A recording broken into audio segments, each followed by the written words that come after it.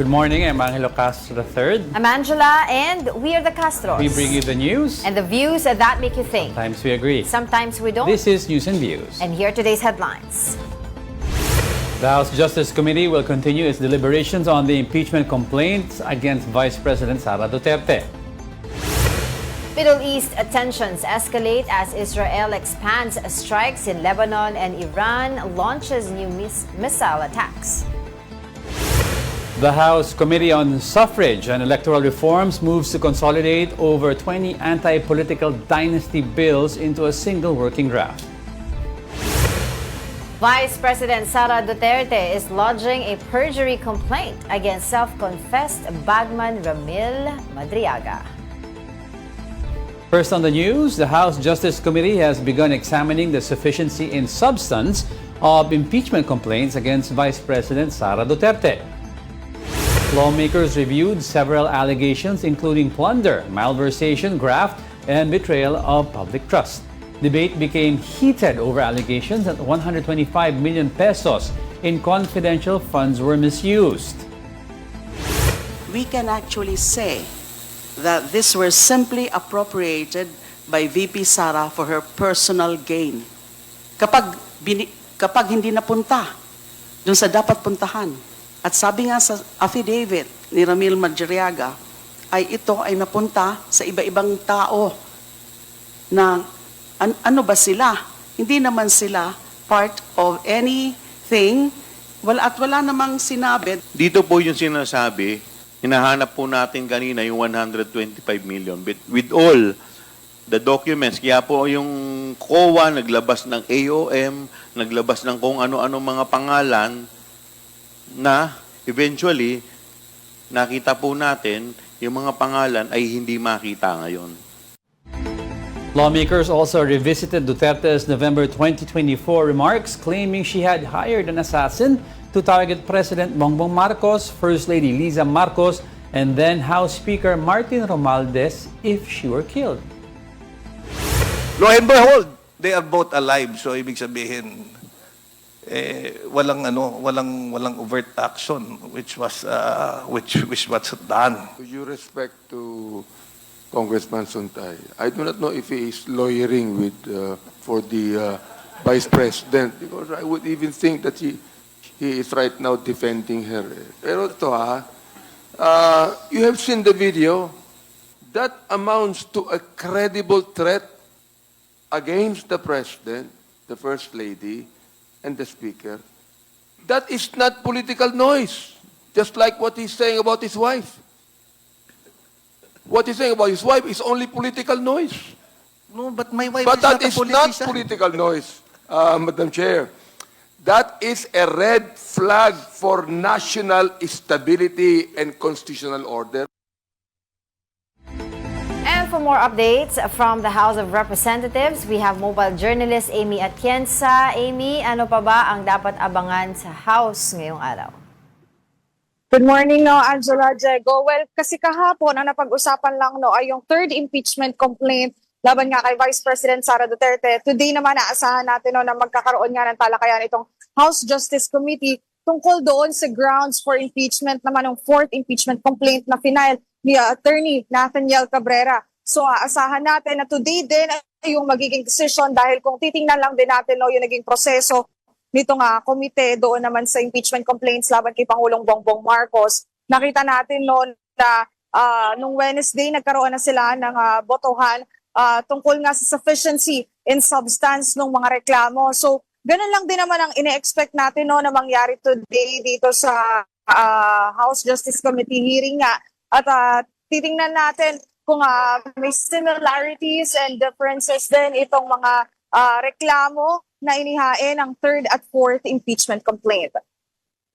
Okay. So, doon sa naging hearing kahapon na paulit-ulit pinakita or pinlay doon sa House yung mga bribery allegations at saka yung tawag dito yung parang meltdown ni Vice President Sara Duterte. Can you tell us more about it?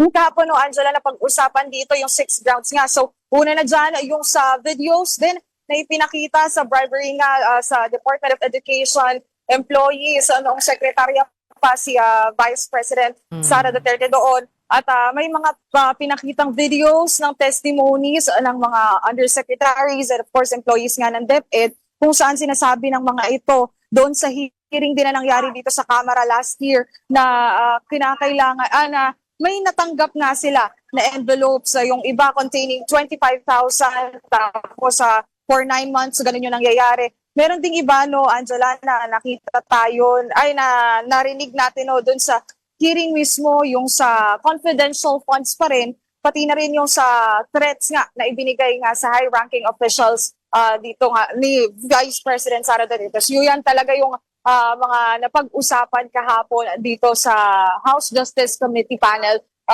hearing. May nasabi ba si Congressman Ubistro about, kasi paulit-ulit, pati si Congressman Brian po, no, remind niya yung mga members ng Justice Committee na this is not a hearing to prove actual facts or actual proof of guilt, but remind niya paulit-ulit that this is merely a recital of facts, yung sufficiency in substance. So may narinig ka ba from other congressmen regarding this issue, kung ano yung take nila? Because magkaiba sila ng ng mga paniniwala on how to define sufficiency in substance.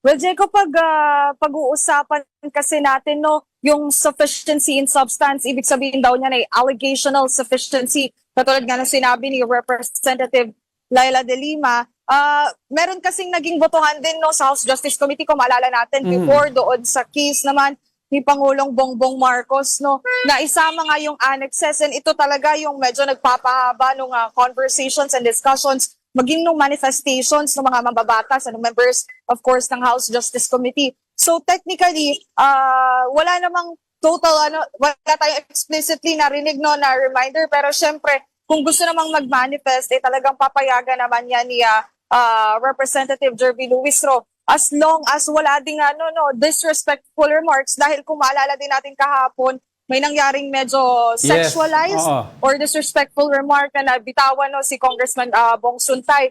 So yun yung mga paalala nila, mas manatiling maging respectful nga daw during the hearings of the House Justice Committee, nang sa gayon ay smooth sailing at wala nang kinakailangan i-strike down na statement or remark tuwing may pagdinig ang House Justice Committee. I wanted to ask you about yung sexual remarks ni Congressman Suntay kasi yesterday he refused to apologize, but kanina or late last night si Mayor Joy Belmonte, who worked with Congressman Suntay when he was still in the City Council, asked for an apology kasi they worked daw together to have equal rights for women sa QC, tas gaganon daw siya. May bill sila May bill sila. So do you think, based sa mga naririnig mo, magre-reconsider to si Congressman Suntay na ngayon na si Mayor Joy na mismo ang humihingi ng parang apology? Actually, kahapon din nung hinarang natin ng House Media, no, si Congressman Suntay, sinasabi niya sa amin, there is nothing wrong. At actually, meron pa siya naging statement na hindi niya makitang immoral dahil nung bata naman daw siya, parang naging point of comparison niya ito, no, na nung bata naman daw siya, naging desire niya rin daw na maging si Aga Mulak dahil yun daw yung sinasabi na parang kamukha niya nung bata siya. So hindi niya daw makita na immoral dahil desire niya daw maging artista nung bata siya. So parang kino-compare niya doon yung situation at yun naniniwala pa rin siya nga na there is nothing wrong with the statement na binitawan niya kahapon. Pero since meron pa namang hearing today, tingnan natin kung merong pagbabago or baka may nakausap din siya ilang officials, hindi lang sa House of Representatives at hindi lang si Mayor Joy, na nakiusap sa kanya, no, para nga mag-release ng apology. Dahil kung mababasa din natin yung comments online, may mga artista na rin na nagsabi, no, na hindi maganda nga yung naging remark nito ni Congressman Suntay. So tingnan natin later, try natin kausapin na si Congressman Suntay kung meron siyang plano na mag-release ng apology or ng statement with regards doon sa kanyang nabitawan niyang mga salita. Well, tignan natin, baka merong mag-file din ng ethics complaint against him. Pero last na, Amy, tanong ko lang, kasi I remember ang Tindig Pilipinas has withdrawn their impeachment complaint. Instead, they are supporting the third impeachment complaint against Vice President Sara Duterte. Can you tell us meron bang implication nito or kumbaga significance doon sa mga reklamo na inihahain laban kay Vice President?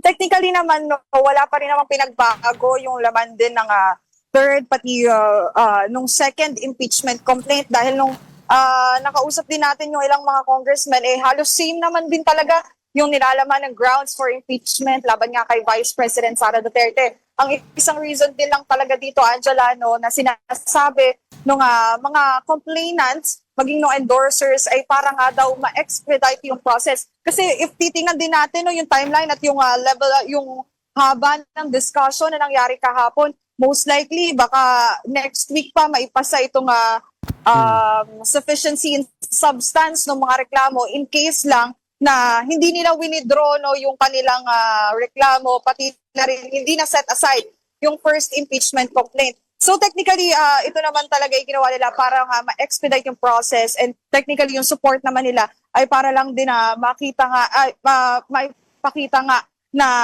tama at totoo yung kanilang mga reklamong inihain dito sa Kamara laban nga kay Vice President Sara Duterte. At yun nga, inaasahan din natin na may ilan pa rin tayo nakikita kahapon, katulad ni Kiko D. Kahapon nakita natin siya dito sa Kamara. Kikinig pa rin siya ng preliminaries. So yun lang naman yung naging difference, may mas mabilis lang na process lang din para nga dito sa preliminaries ng mga reklamo laban kay Vice President Sara Duterte. Hindi pa rin naman daw part na complainants itong mga second impeachment complainants dahil sinasabi nila suporta lang talaga ang binibigay nila doon sa third impeachment complaint. Alright, maraming salamat for the updates, mobile journalist Amy Atienza. The House Committee on Suffrage and Electoral Reforms approved a motion to consolidate 25 anti-political dynasty bills into a single working draft. Mobile journalist Arles de los Santos with the details. Congress have been ignoring the anti-political dynasty provision of the 1987 Constitution for 39 years. Binabaliwala natin. Pero ngayon, mas worse. Bakit? Binabastos natin ang essence ng konstitusyon kung ipapasa natin itong bill na ito. Caloocan 2nd District Representative Egay Erice aired his frustration on the Committee on Suffrage and Electoral Reforms hearing on Tuesday. That is after Bukidnon 2nd District Representative Jonathan Kit Flores' motion asking to consolidate the 25 anti-political dynasty bills in the House and make House Bill 6771, Speaker budget this bill as the working draft.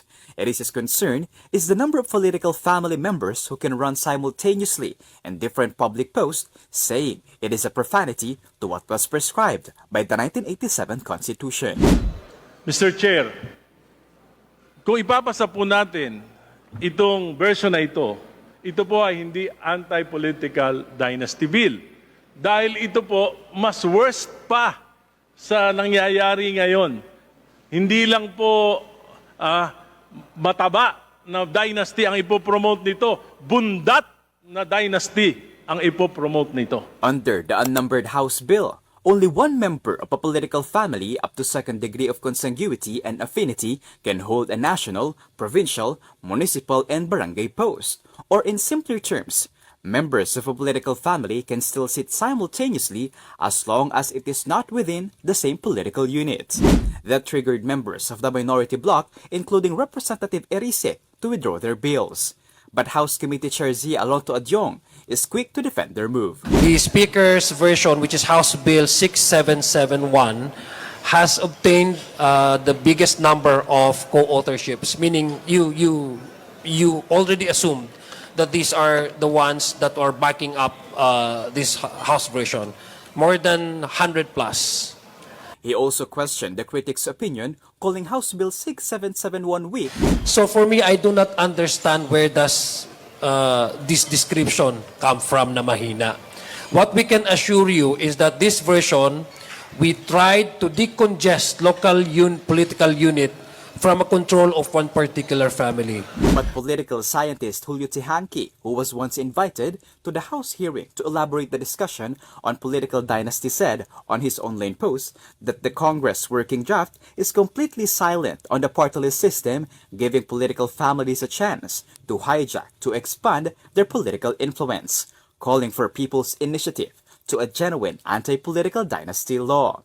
However, after the hearing, the motion to consolidate the 25 anti-political dynasty House bills has been approved by 22 affirmative votes with 4 abstaining. The committee's goal now is to complete its report on their public consultation and bring the bill to the plenary for debates, hoping for it to reach the third reading. Adjong adds that they cannot be 100% extreme on the House's version of the anti-political dynasty bill, saying it might not be perfect nor acceptable to all the House members, but they have to make do with what they have for now, hoping it might be of any use for the upcoming 2028 elections. Kapatid Arles de los Santos, we are One News. Dami talagang iba-ibang version eh, no? Mga sabi nila, mukhang hindi papasa to dahil sa 25 drafts, mag-aaway-aaway yung mga yan. Meron pang version sa Senate. Mag-aaway pa yan kung kaninong draft ang mapapasok into the single draft. You have to remember, meron din sariling version. Senado. Aside from the Senate, yung Congressman Marcos, Sandra Marcos also. Yes. Diba na yung iba sinasabi they don't like they don't like that version. And you have to remember also, sabi din nung I forgot kasi kung sino nagsabi na tinatry nila mahabol, makapasa itong bill na to para sa SONA sa June, 'di ba? Ay, July. Kasi magiging niya, parang one of his bragging rights ni PBBM. Kumbaga parang last year yung baha, ito yung dynasty na coming from a dynasty family also, 'di ba? Political dynasty. Maipapasa under his administration nito. But we will see what's going to happen before the SONA. Kasi if they pass this with a degree of consanguinity na common, which is 4th degree, paano na magiging si Congressman Sandro, si PBBM? Diba magkamag-anak yan? Yes, si Congressman Romualdez. Ano na yung retroactive? Hindi siya retroactive. Ano proactive. Di last term na nila to. Oo. Diba? Kasi sa mga congressmen. We'll see, kasi sabi nga nila, di ba, the very people who are pushing for the anti-political dynasty also belong to the dynasty. Well, that's good. Not they're pushing for it. Are they pushing for this for real? Or are they pushing for this for optics? Kung gusto niya sa SONA, it's for real. Kaya kasi nga, doon natin niya. makita, anong klaseng version? Anong degree of consanguinity? Baka mamaya yung sinasabi nila na version na lalong mas pinoprotektahan yung mga political dynasty, then we will see. Diba? Kung ano talaga yung pinupush nila. We'll be back with more stories after the break. Keep it here on One News.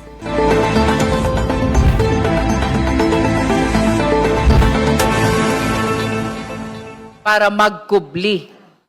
We are here to uphold the Constitution of the Republic of the Philippines. Calmly, carefully, courageously. When we began on March 2, 4 complaints were referred to this committee. The first was set aside, pursuant to the 1-year bar rule. The second was withdrawn. Yesterday, we focused on the third impeachment complaint endorsed by Representative Laila De Lima. Yesterday, we discussed the substance of the third impeachment complaint. The allegations are not light matters. Misuse of confidential funds, bribery, grave threats, ill-gotten wealth, grossly disproportionate to lawful income, and acts allegedly undermining constitutional order. Representative Chel Jokno pointed us to disbursement documents bearing the Vice President's signature, raising questions of direct knowledge and accountability. Representative Joel Chua highlighted sworn affidavits referenced in the complaint, including testimony about procurement irregularities and the alleged handling of public funds. Meanwhile, Representative Rufus Rodriguez raised a constitutional question. Can a vice president be impeached for acts done while concurrently serving as Secretary of Education? The response from several members was clear. Public trust is indivisible. At that point, Representative Benny Abante gave us one of the most memorable moments of the hearing. He raised two hands and said, in essence, one hand may act separately from the other, but there is only one brain directing both hands. Dalawang kamay, isang utak, isang opisyal, isang pananagutan. You cannot divide accountability depending on which title is convenient. The Constitution speaks to the office, not the label. We also examined statements attributed to the Vice President that some characterized as conditional or not serious. Representative Bong Suntay even suggested that certain remarks were merely a joke or might fall under imagination. And that was when Representative Janice Degamo rose. She did not speak in anger. She spoke in memory. She reminded us that before the tragic killing of her husband, Governor Roel Degamo, there were threats, conditional at first, words, but words that became real. Her message was simple and powerful. Ang banta, lalo na mula sa mataas na opisyal, ay hindi biro. Threats from high office are never just imagination. They carry weight. They create fear. They can destabilize institutions. Yes, there were references to premonition on the first day and to imagination yesterday. At one point, an example involving a public figure seen in a mall was offered to illustrate the harmlessness of imagination. I will not dwell on that illustration. I will simply say this. This committee is not a forum of fantasy. Hindi ito sinihan. Hindi ito komedya. Ito ay pagdinig sa pananagutan. Let me say this clearly. Impeachment is not about premonition. It is not about imagination. It is about constitutional accountability.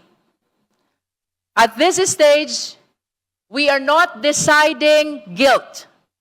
Hindi pa ito hatol. The question before us is narrower but crucial. Are the allegations, if assumed true for purposes of this stage, sufficient in substance to warrant further proceedings?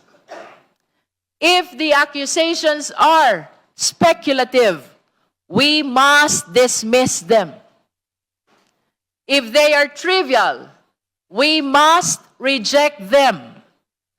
But if they raise serious constitutional questions about public funds, abuse of authority, and violations of public trust, then we must not close the door prematurely.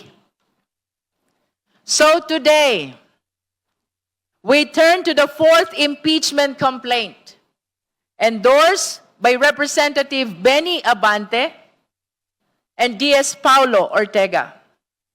Some allegations may overlap with the third impeachment complaint. Others may reinforce it. Our task remains the same. Determine whether it meets the constitutional threshold of sufficiency in substance. So we ask, is the fourth impeachment complaint consisting of 7 grounds or 7 articles sufficient in substance? Do the allegations rise to the level of impeachable offenses? Do these complaints meet the constitutional threshold to move forward? And importantly, are the allegations credible enough to justify moving forward with the process? Iyan ang tungkulin natin ngayon. And by the end of our deliberations today, it is my hope that this committee will consider all the arguments from day 1 until today, from March 2 until March 4, and be prepared to vote on the sufficiency in substance of both the third and the fourth impeachment complaints. This is not about personalities. This is not about political convenience. Hindi ito laban ng kampo. Ito ay usapin ng konstitusyon. History will not ask whether this was comfortable.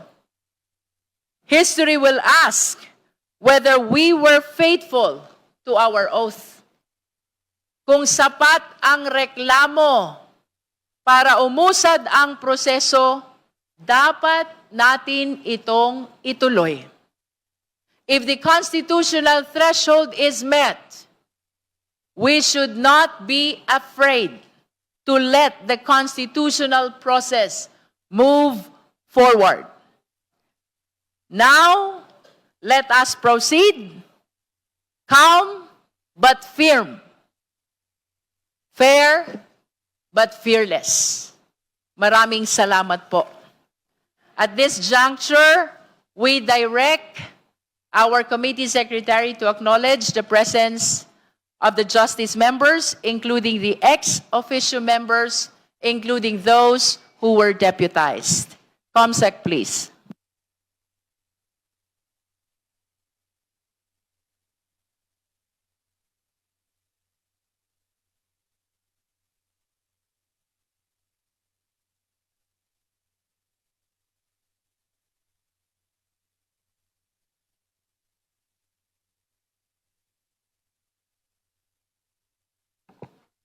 Thank you, Your Honor. We would like to acknowledge the members of the Committee on Justice, Honorable Attorney Jervil Jinky Beatrix R. Luistro, Honorable Jennifer A. Lagbas, Honorable Brian Poe, Honorable Jonathan Keith T. Flores, Honorable Isabel Maria J. Zamora, Honorable Franz Vincent F. Legaspi, Honorable Loreto S. Amante, Honorable Joel R. Chua, Honorable Ernesto M. Junicio Jr., Honorable Lordan G. Suwan, Honorable Munir M. Arbison, Honorable Bienvenido M. Abante Jr., Honorable Jude A. Asidre, Honorable Rufus B. Rodriguez, Honorable Ramon Rodrigo L. Gutierrez, Honorable John Attorney J.P.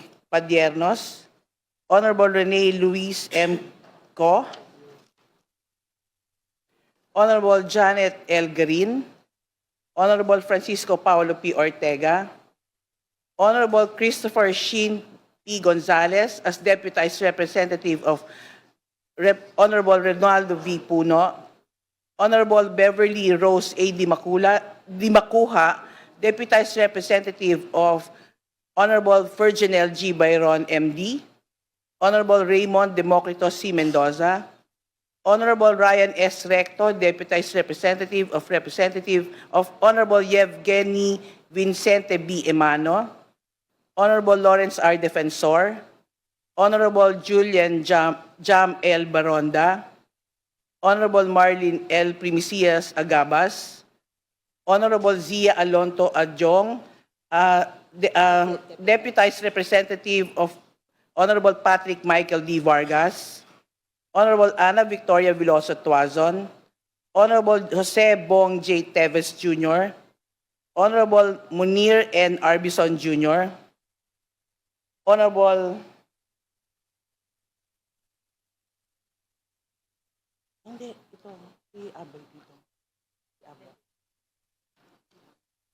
Honorable J.C. M. Abalos, Deputized Representative of Honorable Marcelino C. Libanan, Honorable Percival Percy Sendanya, Honorable Antonio L. Tino, and Honorable Walfredo Arman R. D. Maguila Jr., Deputized Representative of Honorable Maria Carmen S. Zamora. That's all, Your Honor. Before we proceed to the determination of sufficiency in substance of the fourth impeachment complaint, that is Cabrera impeachment complaint endorsed by the Honorable Abante and Honorable Ortega, we recognize the Honorable Bel Zamora. Thank you, Madam Chair. This is for the information of everyone. We are discussing or deliberating on the sufficiency and substance of the fourth impeachment complaint. As such, I remind you of Rule 3, Section 5, Determination of Sufficiency and Substance. It states here that the requirement of substance is met if there is a recital of facts constituting the offense charged and determinative of the jurisdiction of the committee. What we are looking for, Madam Chair and our dear members and colleagues, we are looking for overt acts of the respondent that will show the nexus with the impeachable offenses as stated in the Constitution. Kailangan po natin makita o maipakita na ang impeachment complaint ay may overt acts o yung mga ginawa mismo ng respondent. At ito ay may connection o mangangahulugan na ginawa niya ang mga impeachable offenses sa Constitution. Yun lang po, Madam Chair. Thank you.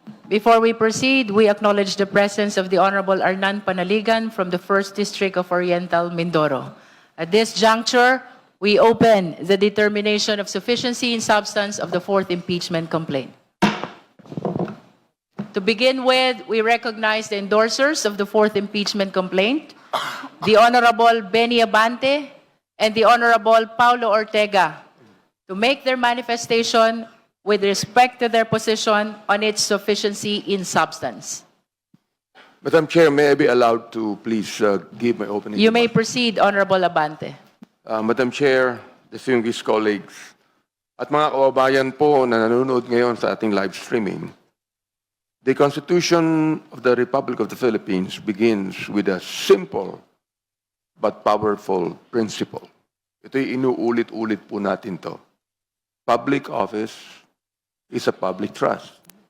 Na gusto ko na yung dagdagan na hindi lang po ito public trust, kundi isang sacred trust. Sapagkat hindi natin maikakaila na ito po ibigay ng Panginoon sa atin.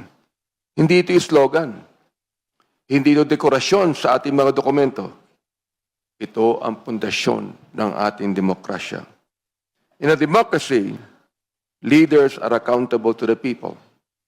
In a democracy, no official, no matter how powerful, is above the Constitution. And that is precisely why the Constitution gave Congress the power of impeachment. Because without accountability, democracy becomes something else.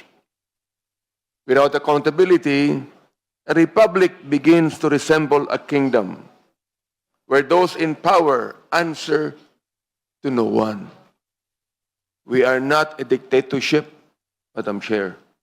We are a democracy where we believe that we must be governed by laws made by Congress. Impeachment exists so that the people, through their representatives, Madam Chair, may ask the most serious question that can be asked of a public official. Are you still worthy of the trust given to you by the Filipino people? That is the question before us today. Let me be very clear. This proceeding is not about personalities. It is not about political factions. And it is certainly not about the political ambitions of someone who will run 2 years from now. It is about her responsibilities to the nation because of the office she occupies today, Madam Chair. It is about whether the serious allegations contained in this complaint deserve the full and sober examination that the Constitution requires. The complaint endorsed before this committee presents several grounds for impeachment. Let me explain them in the simplest terms possible so that every Filipino listening can understand what is at stake.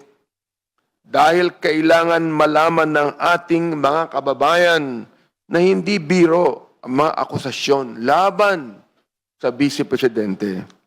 Unang-una, the issue of transparency and unexplained wealth. Our Constitution requires public officials to disclose their assets through their statements of asset, liabilities, and net worth, what we call as SALN. Now, why is this important? Because the Filipino people deserve to know that those who serve them are not secretly enriching themselves. If a public official earns a certain salary, but their wealth grows far beyond what the salary could reasonably explain, then the people have the right to ask questions. This complaint alleges that certain bank accounts, property transactions, and cash holdings were omitted or understated in the Vice President's SALN. It further raises the possibility that her accumulated wealth may be disproportionate to her legitimate income. Now, if these allegations are true, Madam Chair and my colleagues, that is not a mere clerical error.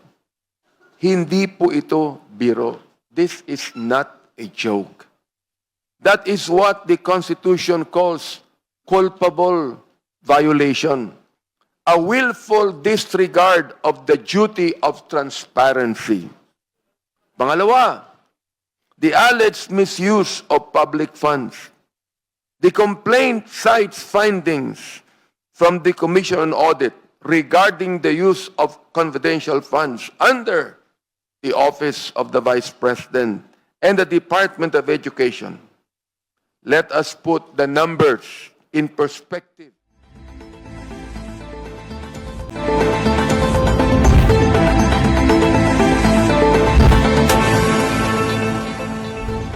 Good morning. You're still watching News and Views here on One News. The conflict in the Middle East is expanding, with new strikes reported in Lebanon, Iran, and several Gulf states, raising fears of a wider regional war. Here's the report.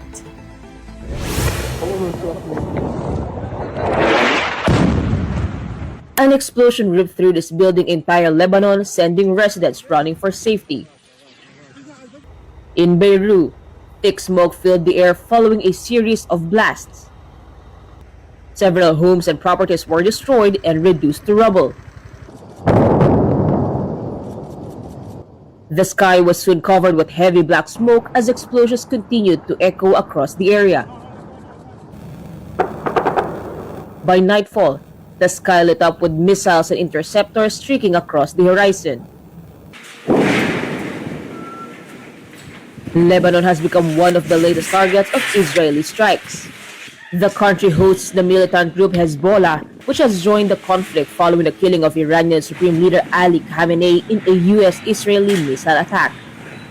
Israel also released video showing one of its missiles striking what it claims was a Hezbollah vehicle in Lebanon. According to the Lebanese government, it has ordered a ban on Hezbollah military activities after the latest attacks. More than 50 people have reportedly been killed and nearly 200 wounded. Despite the casualties, Israel says it will not stop its operations against Hezbollah in Lebanon. Meanwhile, the United States and Israel continue their bombardment of targets inside Iran.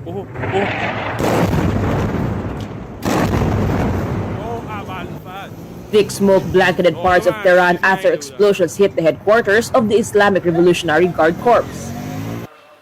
Several hospitals were also damaged in nearby blasts, leaving shattered windows and destroyed medical equipment.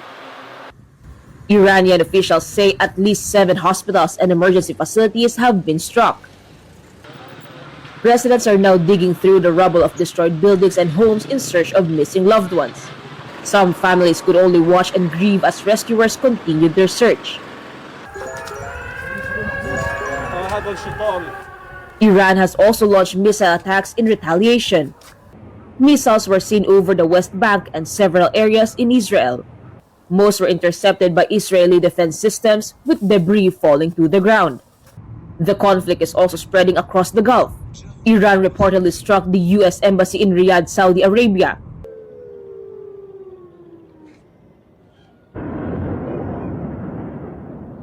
Attacks were also reported near U.S. military bases in Qatar. And in Kuwait, smoke was seen rising near the U.S. Embassy. 3 American fighter jets also crashed after they were accidentally shot down by allied Kuwaiti forces in what officials called a friendly fire incident. All 6 American personnel aboard survived. Earlier, Israeli officials and U.S. President Donald Trump said the strikes on Iran were meant to dismantle its nuclear program, which they say poses a threat to the United States. But Russia says it has seen no evidence that Iran was developing nuclear weapons. China has also called on all parties to halt military operations to prevent further escalation. Meanwhile, Israeli Prime Minister Benjamin Netanyahu suggested that regime change in Iran may be necessary, urging Iranians to rise up against their government. Trump earlier said the military campaign in Iran could last 4 weeks or longer. Iran, however, says it is prepared for a prolonged war. As oil prices climb amid the Middle East conflict, President Bongbong Marcos is considering asking Congress for authority to lower excise taxes on petroleum products. Mobile journalist Julie Baiza reports. The Marcos administration is looking to ease higher fuel prices as geopolitical tensions in the Middle East show no signs of easing. President Bongbong Marcos is currently studying the possibility of reducing excise tax on fuel and other petroleum products as oil prices are estimated to go up in the coming weeks. The chief executive said he will speak to Congress about the proposal of giving him the authority to lower the excise tax on petroleum products if the price of crude oil exceeds beyond $80 per barrel. The president, however, mentioned that this measure will only be temporary and won't come into play until prices of Dubai crude hit the Fed threshold. I am going to talk to the leaders in both the House and in the Senate to maybe this is not yet a sure thing, but this is something that we are discussing, and it could be helpful. Is to give me the president the authority to reduce excise tax on petroleum products should Dubai crude exceed $80 per barrel. Finance Secretary Frederick Go said the administration will still be on a wait-and-see mode before implementing any action on the excise tax suspension. I'll use earthquake na lang as an analogy so that it's easy for all of you to understand so that we don't overreact. Even an earthquake, for example, of very, very high intensity, but if the earthquake's only 1 second, walang mangyayari. Okay, but a low-intensity earthquake that lasts, say, 6 hours, tumba ang building. Okay, so it's a combination of price and duration, just like an earthquake, intensity and duration. At present, oil trading prices range from $77 to $78 per barrel. On Tuesday, March 3rd, local gasoline prices shot up by almost 2 pesos per liter, while diesel had a price hike of 1 peso and 20 centavos per liter. Several lawmakers have already expressed support for Marcos's fuel tax cut push. House Speaker Faustino D. in a statement said the House of Representatives is ready to pass a measure authorizing President Marcos to do so. D said the House is prepared to coordinate with the Senate to review and, if necessary, amend existing laws. Senate President Pro Tempore Ping Lacson also said Marcos's request for emergency powers, once formalized, should be given serious consideration. Lacson explained an amendment of the train law to grant the Department of Finance the authority instead to suspend the excess tax can also be considered. Senate President Tito Soto meanwhile cautioned against rushing the approval of the proposal. Ang pagkakaalam ko, mayroon pa yatang mga 2 or 3 months na reserve tayo. So ayon sa Pangulo, kung gano'n yung statement niya, ang ibig sabihin niyan ay kung hindi, ito naman baka naman hindi tumagal. So we might be worried about something that we should not be worried about at this point. So in the meantime, pag-aralan namin. Senate Committee on Finance Chairman Sherwin Gatchalian also warned of the repercussions of suspending excise fuel tax. Gatchalian finds it better for the government to top the President's contingency fund. Ang immediate na nakikita kong kailangan is pwedeng itap ang contingency fund ni Pangulo at least around 3 billion para ma-activate na yung Pantawid Pasada. Yung Pantawid Pasada kasi ngayon, meron ring threshold na 80 billion kaya hindi malabas-labas. So itap mo na yung contingency fund. I think immediately what we can do is to support the PUV drivers. At dito lang sa increase of 15%. As the President also reported, the country's current reserves of petroleum products remain sufficient. Kapatid Mobile Journal Julie Baiza, We're One News. PLDT is offering free call services to help overseas Filipinos stay in touch with their families amid rising tensions in the Middle East. PLDT Chairman and CEO Manny Pangilinan announced a 24/7 crisis hotline to connect affected Filipinos with their loved ones. The number is +632-8845-7799, and through this number, Filipinos in the Philippines can call family members in countries including Iran, Israel, Iraq, Bahrain, Kuwait, Oman, Qatar, the UAE, and Saudi Arabia at no cost. Filipinos in these countries can also make free calls to the Philippines via the Timbo app using a smart virtual number. In other news, Vice President Sara Duterte is filing a perjury complaint against one of the key witnesses in the impeachment complaints against her. Let's get the latest from our mobile journalist Arles De Los Santos reporting live from Taguig. Arles, go ahead. Angela at Diego, naghain na nga ng kasong perjury o reklamong perjury si Vice President Sara Duterte laban sa self-confessed na aide at bagman nga nito na si Ramil Madriaga na ngayon ay nakapiit kaugnay nga ng kasong kidnapping na kinaharap nito. At dito lamang sa kaharapan mismo ng Hall of Justice ng Taguig City, nakapiit si Madriaga sa Camp Bagong Diwa.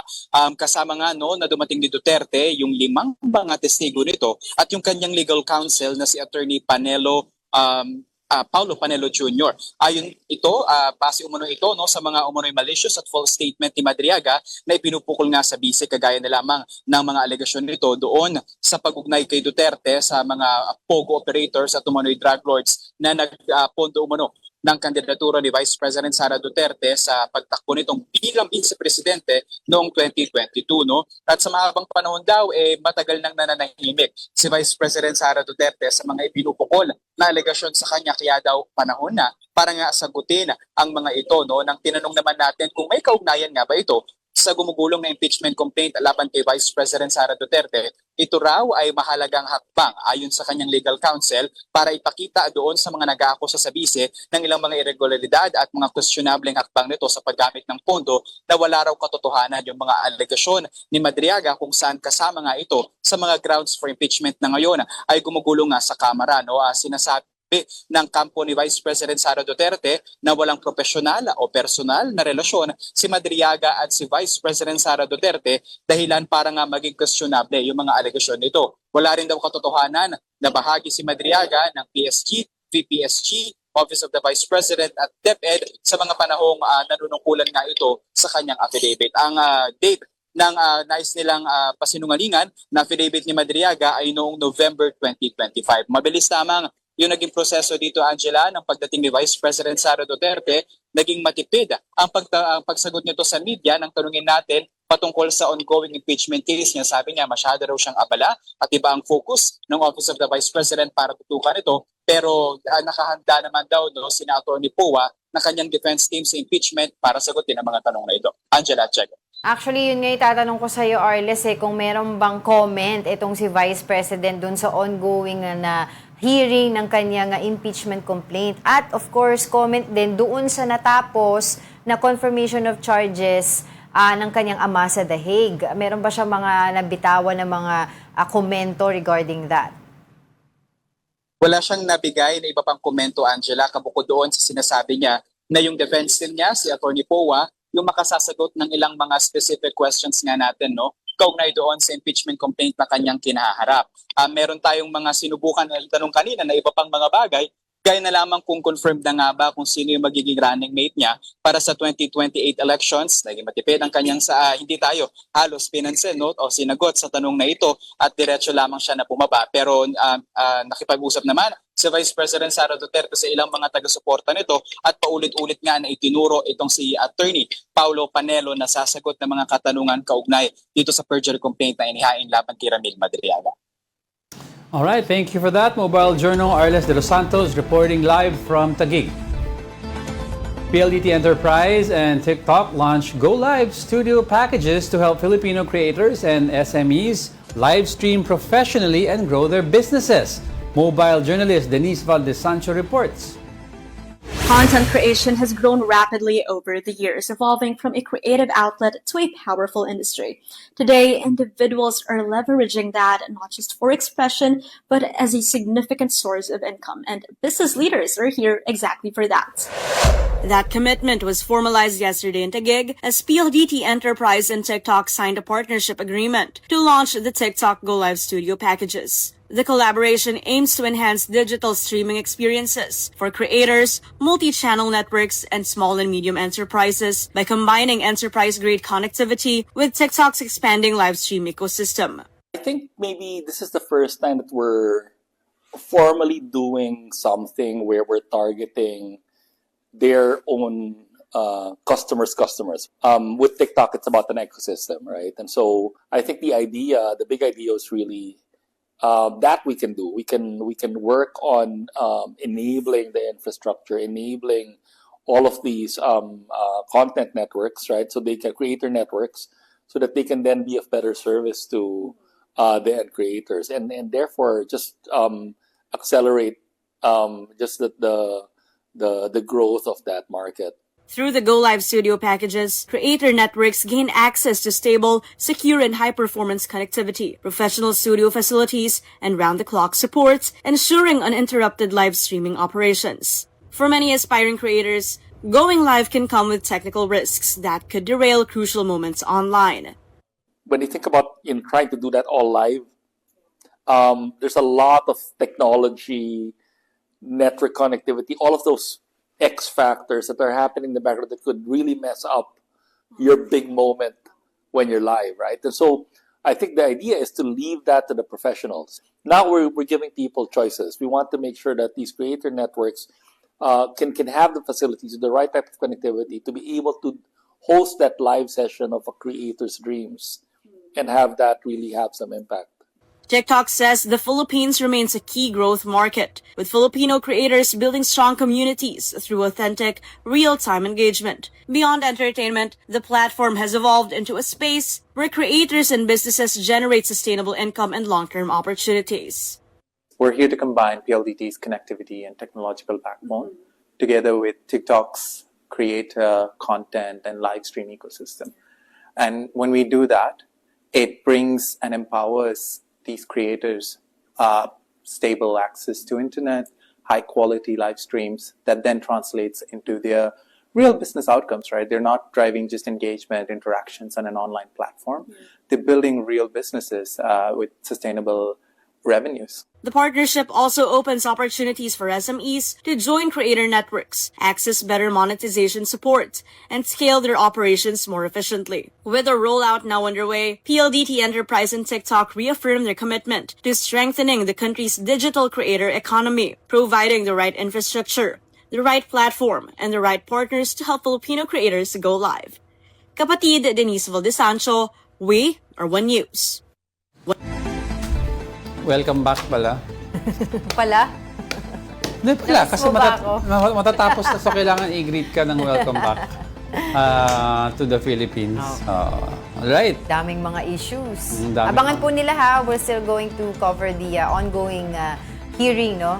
For the impeachment complaint of Vice President And Sara of Duterte. course, updates on the Iran conflict as well. Right. And that wraps up today's episode of News and Views. Join us again tomorrow. I'm Angela Lagunsad Castro. Forgot my name. I'm Angelo Castro III. Nandito lang ako, nakalimutan mo na yung pangalan mo. Nag-init ang imagination Ang ulo. ko. Imagination, di ba? Nakakatuwa. Asawa ko naman siya. Okay, we are One News. All sides all the time. That's my line.